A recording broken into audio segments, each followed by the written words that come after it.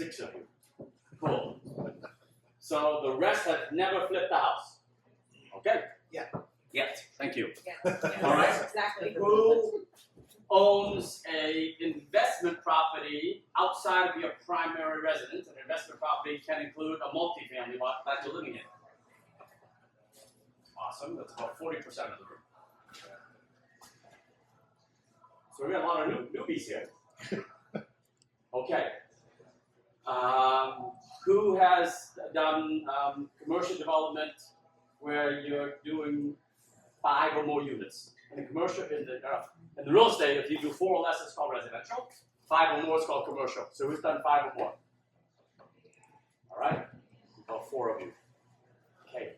So for the experienced agents, sorry, this talk is for the rookies today.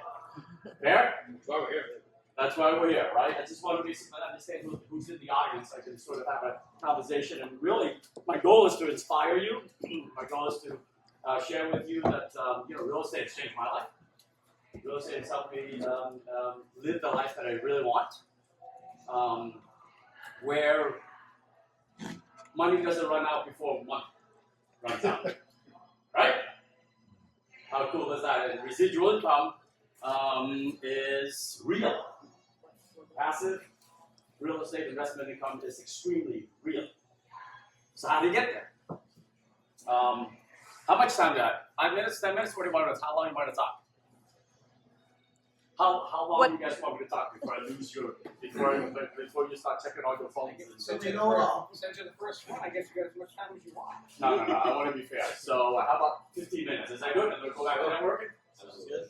All right, 15 minutes. Cool. All right, so I bought my first flip when I was 24 years old. Okay, it was 3 years out of college, and I knew that I had to be a homeowner, right? If you don't own real estate is the fastest way to build wealth, and then ultimately generational wealth. You guys understand that, right? Okay, and I love it right now that rents keep going up, because that means my wealth keeps going up as a property owner. So if you're renting, go home tonight and figure out a plan. How do I get out of the rat race of renting? Please, right? Before you come back next month, find a partner if you have to. That could be your mom, that could be your dad, it could be your brother, your sister, your best friend, a coworker, and go in on a deal together. That's part of what I'm talking about syndication today. But as fast as you can, stop renting, please. I tell my tenants this as well, because I'm a realtor. I don't know why you apologize for being a realtor. I love being a realtor, right? Because you get access to information, you understand the market, you stay educated, you can continue your education, and you meet a whole bunch of people, and you can earn a commission on the buy side and the sell side, and you keep the best deals for yourself. Right? So I currently run an organization of about 1,200 sales agents across 37 states and 5 countries that I teach. I travel the world teaching real estate agents and to be investors. My audience is real estate agents to be investors, because if we're helping our buyers and sellers become wealthy through real estate, why can't we as real estate agents become wealthy ourselves? And like I said, we get first dibs on the best deals. Right? The biggest listing engine are the multiple listing services. The real estate agents have access to that. Every morning when we wake up, 10, 40, thousands of listings hit our email address, and I'm the first one to see it. I'm the first one to go see a house before Zillow puts it out 48 hours later. Right? Because it takes Zillow that long to get it to you guys. Okay. So I bought my first deal. I'll tell 2 stories, and then we're done. So I bought my first deal as a single family home. I bought it at an auction. I had the opportunity to go see it in one weekend. It was open, and you had to bid on Monday. And that Monday I went, and lucky for me, I bought a home in Dedham, $194,000. Immediately canceled my lease. I was living in Quincy. Canceled my lease, moved to Dedham, and worked a full-time job as an insurance accountant. My day job. 9 to 5, had a suit tie. It was really 8 to 6. Wore my suit, my tie. And then, boom, as soon as 6 p.m. Was done, raced to the house, and started, ate a quick dinner, and boom, I started renovating. Ripped out the cabinets, did the floor, blah, blah, blah. Long story short, I lived in that for 2.5 years. Why did I live there for more than 2 years? Tax break. Tax break. Can you share that, please, Stephen? What's a tax break? If you live in the place for 2 out of the last 5 years as a principal residence, and you're single, you get $250,000. Capital gains free. Married, $500. You guys got that? It's the single best tax break that we all have as investors. 2 out of 5 years, boom, up to $250,000 as a single guy. $500,000 if you're a married couple, right? If you're married, and boom, you build generation that wealth that way you pay no taxes. So I did that. Every 2 years. Every 2 years. Every 2 years. And I learned that from my insurance mentor. He moved every 2 years. I'm like, oh, Dan, why do you move every 2 years? Because of that. Right? So then, that deal I funded by myself because it was first time home buyer. I only had to put 5% down. Okay? Now the next deal was a bigger deal. Actually, I'm going to move to my biggest deal ever. It was when the Archdiocese of Boston got sued for sexual harassment here in Boston, right? They had to liquidate some properties, and there was a big ass auction. And at that point in time, I had accumulated, let's call it $500,000 in cash flow, in equity, in cash, right? And I went to the auction and I bought it for $3.7 million. It was 7 properties in Chelsea, a couple of churches, a couple of convents, a couple of schools, and I needed $740,000. Let's call it $750,000 as a down payment. Right? I had $500,000 of my own, but I didn't want to use it all. So that was my first syndication deal. Went out and I put $250,000 of my own money into it, and I went to my friends and my family and I said I need another $500,000 for a total of $750,000. I want to keep the other $250,000 just in case. Got it? So how does this syndication deal work? It's pretty simple. It's just a partnership. Okay? Back then I had great credit, but not enough to get that big of a loan. Okay? And so what we ended up doing is I paid my investors, literally friends, family, my accountant, my attorney, my dentist, people who trusted me, right? And I paid them 18% interest. Interest rates back then were about 5%. But I guaranteed them 18% interest because my numbers were going to yield a lot more than that, over 50%. That we're going to turn these churches, convents, schools, rectories into condominiums. Back then it was said that Chelsea's going to be the next Charlestown. Chelsea's going to be the next Charlestown. That was a sales pitch. Okay? We got through 3 of the 7 properties like clockwork. We renovated, we sold as condos, renovated, sold as condos, hit the numbers, and then one day we put in a construction draw to Mount Washington Bank, based out of South Boston, and the appraiser never called me back. Usually they call me back right away. Okay, we're going to come out and inspect your work to give you the construction draw. A week goes by, and the contractors are pounding down my door. Where's my money? Where's my money? Where's my money? Where's my money? They show up my house like they're gonna break my legs. Where's my money? I'm serious, right? They're out $400,000 for construction. I'm waiting for the bank to give me my money because I got a construction loan. The bank went bankrupt right after 9/11. Did we hear of a bank that just went bankrupt? Yes. Yesterday, Silicon Valley Bank. realtor. My line of credit got shut down like that. My $250,000 reserve went to carry the project. I should have put my ego aside and filed bankruptcy right there and then. The banker told me, Tom, file bankruptcy. My banker friend, he got let go. The bank went into receivership. He goes, Tom, we can't give you any more money. My ego got in the way. I said, hey, fuck it, I'll just pay $250. Can't keep this going. And of course, no one gave money anymore. That was during the financial crisis in 9/11, after 9/11.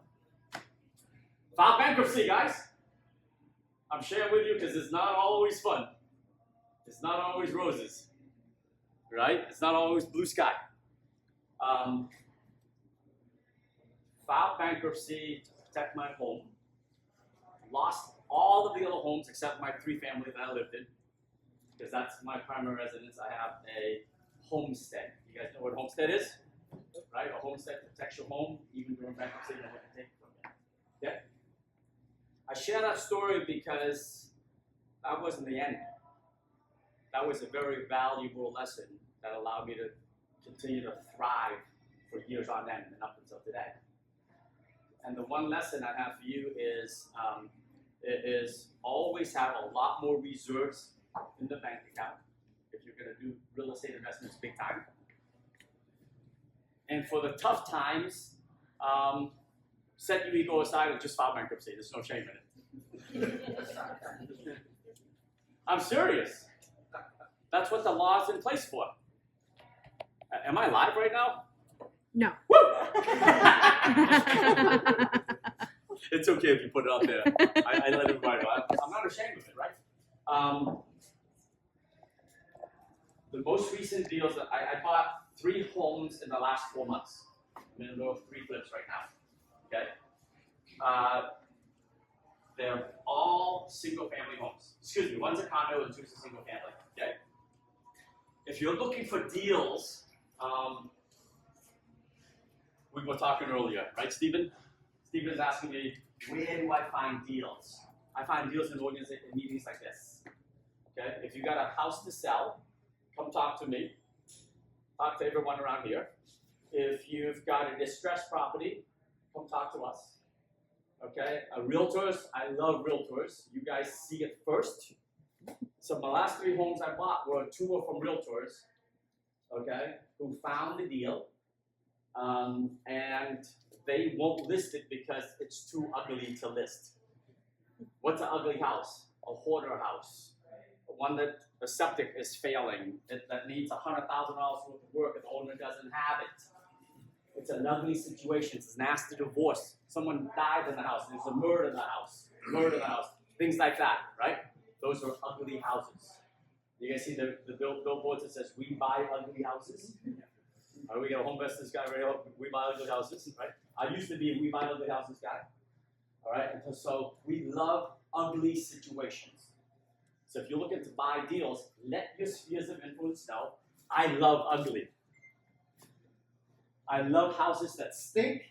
I love houses that are that had a fire, that had leaks, that pipes froze, that got flooded, because that's where the majority of the people run away. And when there's crises, there's what? Opportunities. So I love opportunities. The uglier the houses, call me, please. And when I say that, if you're looking to invest in real estate, you got to let your friends and family know that as well. That's why I get the phone call, right? And for realtors, if you're a realtor in the room and you see an ugly house, please call me. You will earn your real estate commission on the buy side. And if you're a good listing agent, you'll get the whole listing on the sell side. I just want my money on the flip. Fair? And so that's what you got to tell people as well, right? Don't be piggish, because pigs get slaughtered, right? Don't be piggish. Just share with everybody, and it keeps working. Up to this day, if I ever need money, I just call all those people that invested in me during that crisis after 9/11. They all knew it wasn't my fault. Up to this day, they still invest in me. My family still invested in me. My friends in the corporate world still invest whenever I need the money. Okay. OPM. What does that stand for? Other people's money. All right. Awesome. Do that. I've never gotten cocky enough to say, I got it all, I'm gonna do it all on my own, because when you try to do it all your own, no one's watching your back. You don't have built-in partners who says, oh, you might not want to steer away from that. Does that make sense? And you don't have to pay for that consulting from your friends and family who have skin in the game. I think I went all over the place, but I told some stories, right? And I'm 2 minutes away from being done. What questions do you have about syndication? Putting a deal together. Does anybody have a deal right now they want help putting together? I have a question that's got nothing to do with syndication. Go ahead. I'm curious, as an investor, after the bankruptcy happened, how were you able to then go out and still procure financing with that on your record, regardless of the fact of who might be willing to finance it? Great question. For 3 years, it was impossible. So for 3 years, I basically went out and I raised 25% from all my friends and family. And these days, if you find the deal, hard money lenders, do we have any hard money lenders in the room? Okay, hard money lenders, can you stand up? Go ahead, give us your question. If I filed bankruptcy and I found a deal and I called you, how would you structure the deal for me? I'm looking at the asset, I'm not looking at the bankruptcy. That's it. All right. Correct. It's based on, if you're able to put down 20%, 25%, that will run numbers based on that. As long as you're under the 70% rule, with your ARV, we're good to go. You got it? You just said something. 70% rule ARV. So, because there are a lot of rookies in the room, ARV stands for what? After repair value. Okay. Now my formula is 65%, not 70, because I'm conservative that way. Right? So the most recent house I bought, you can look it up, 198 Lamont Street in Springfield. I bought it while I was on vacation in Florida. A realtor turned me onto it. And the ARV, according to Zillow, is about $330,000. I put it at $310,000. So let's use the formula. $310,000 times, my formula is 65%. He'll lend you at 70%. So let's just do 70%. That's $217,000. My construction budget, this is a hoarder house, by the way. All right. My construction budget is just $40,000. So I deduct $40,000 from that. You guys following my math so far? That's $177,000. He'll loan it to you all day long. We bought it for $177, right? Correct. Assuming you agree with the value at $320. That's right. I bought it for $120. $120,000. Sight unseen.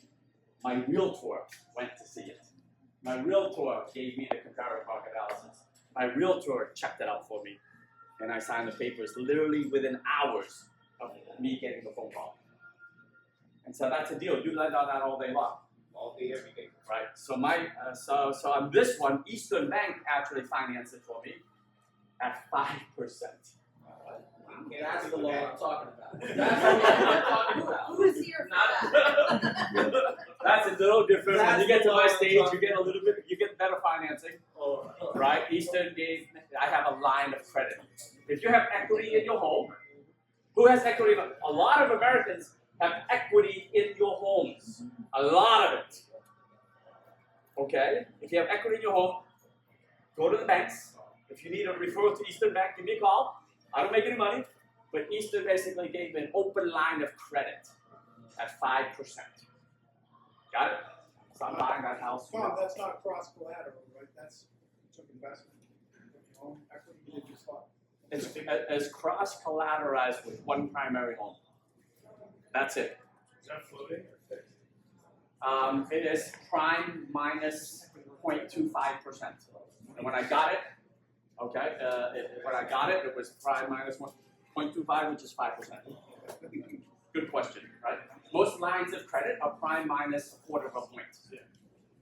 Got it?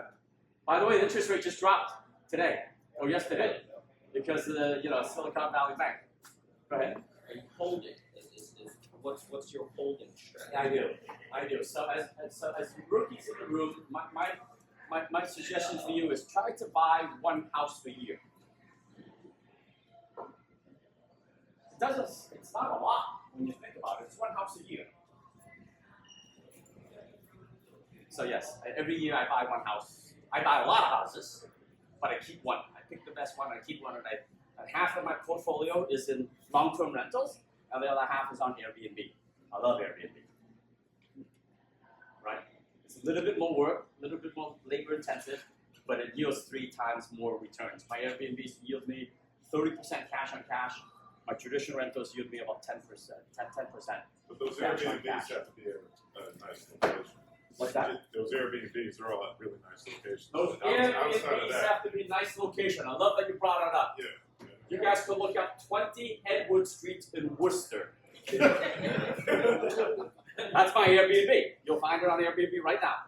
The description says, if you are used to Beverly Hills and Fifth Ave living, don't book here. I still expect a 5-star review once you're inside my property. 20 Edward Street, you will hear gunshots at night, even today. Prostitutes will knock on the door asking if you need some company. So why is there? So you have a loan on that? College parents. What's that? WPI. Traveling nurses. Traveling. It's right across the street from UMass Memorial. All the universities are there. Shrewsbury Street is right there. I mean, hey, I was broke once. I still vacation in broke places. Right?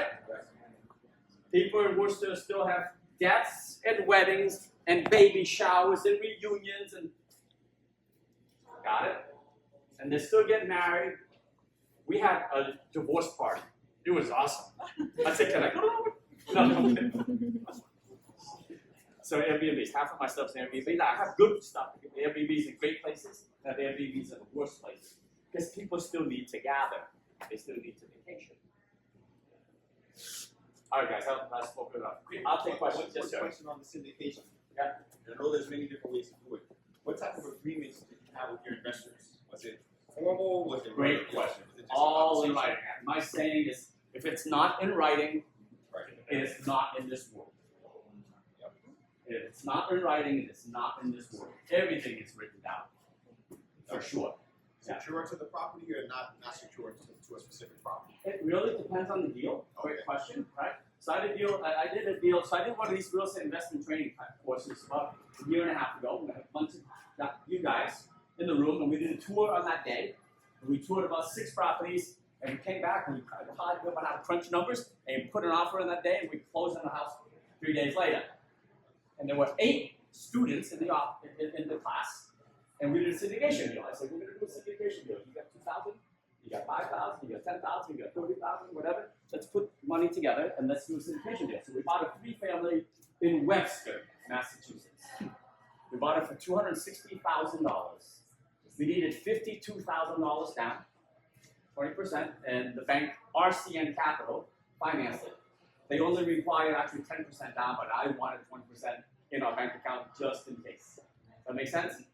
So RCN Capital, I'm a lender for RCN Capital. You guys want lending? Let me know.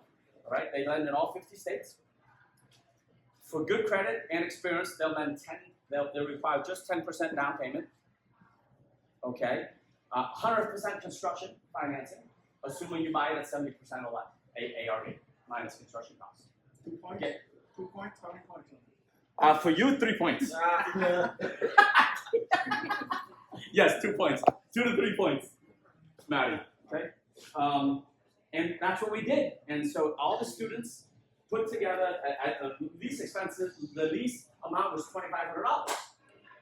The highest was $12,500, and put together $52,000 with the fund. And I put my money in there just to teach the class. We sold it 2.5 years later for 56% return, cash on cash. You think every student's happy? Damn. Be your student.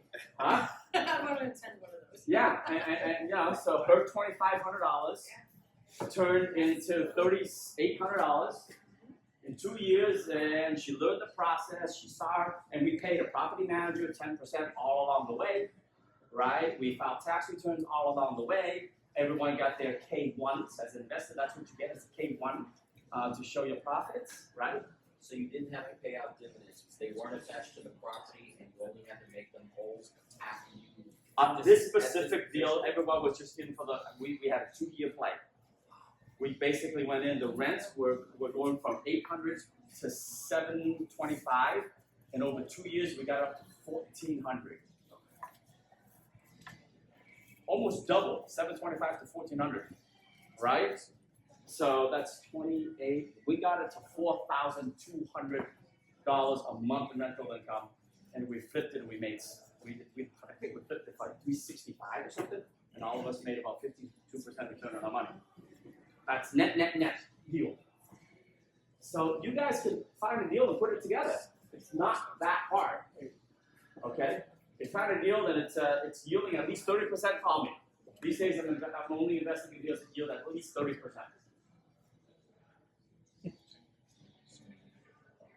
What other questions you guys have? You're into your first one right now. Would you start with a single or try to go for multi? Great questions. You guys hear that? If I'm gonna do my first deal right now, would I start with a single family or multifamily? I would start with what I can afford right now. If you can afford a multifamily, right? In Worcester, multifamilies are going, 3 families are going 500 plus. If you can afford that, do that. Would you? But if you can't afford that, don't wait. Don't wait. Buy a single or even buy a condo if you have to. Buy a distressed condo. Right? My other deal right now is in a condominium in Dorchester, Linda Lane. Right? Our contractors finish it this week. A guy died, not in the house. On the front steps. He died on the property, but not inside our condo.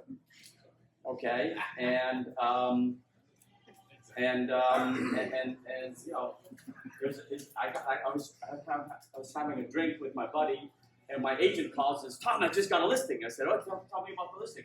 And she told me the price. I'm thinking, that's way too low for Savin Hill. Tell me more, Dorothy Manning. Right? Dorothy Manning's our agent on that one. Well, she earned 5% on that. Because she called me first. She got both sides of that deal. $260,000. We only put in 40 grand. We'll do it for 300,000 and we'll flip it for 420, I believe. We'll make 120 in about 4 months. So if you can just buy whatever you can afford, that's my point. Right now. Because the longer you rent, the longer you pay, you're making somebody else rich. Does that make sense? Yeah, I got a question. Do you have like a formula that you use to analyze different territories to invest in? Is there like 3 things that you're actually looking for? One simple formula. After repair value, after repair value times 70%. Right, I'll stretch to 70. I'd like to buy at 65. Got it? Minus cost of construction. That's my formula. Anywhere across the country it works. Okay, so if you buy a home, if you're buying a home, and let's say the after repair value is $500,000. $500,000 times 70%, that's $350,000. And let's say your construction cost is $100,000, you would buy for $250,000. You work that backwards, you bought it for $250,000, you put in $100,000 to renovate, that's $350,000, and you sold it for $500,000. Minus your carrying costs, you're making about 6 figures, $100,000. Got it? So that's the formula, man. It's very simple. And whenever I veer from that, I get in trouble.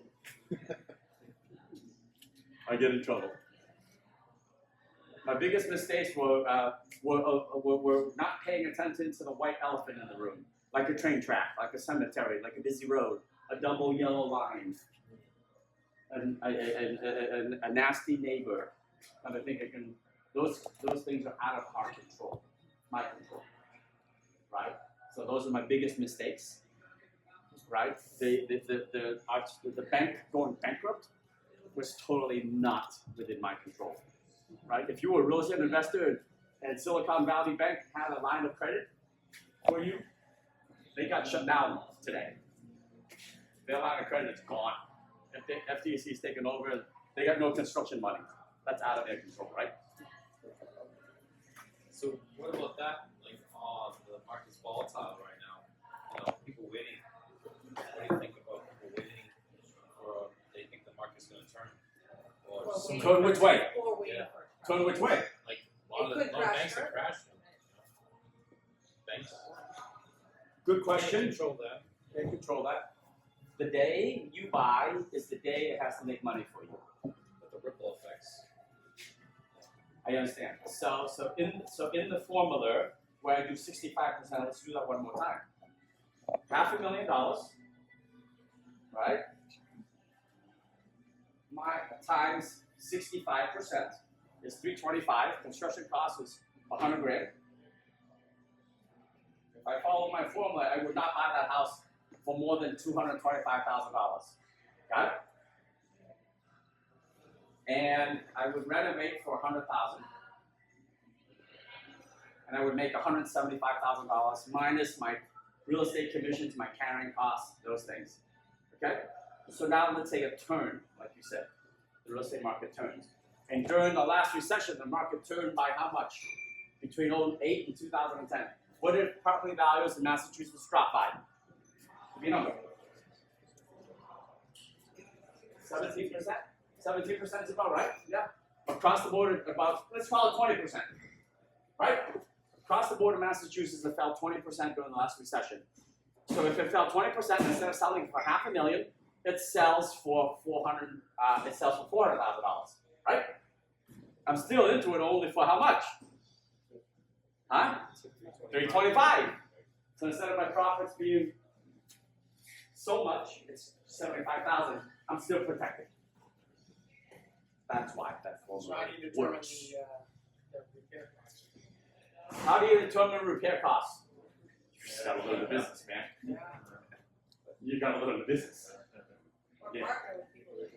Yeah. I mean, I can walk through a house, give me 2 hours, and I'll nail that construction cost. I flipped over $1 billion worth of houses. So I know my numbers. You have a business card. Tom'sCard.com. Got it? Yes, I do. www.tomscard.com. That's how you guys can find it. We're good? That's a great. Did I inspire you? Did I scare you? Cheers. Oh. Boom!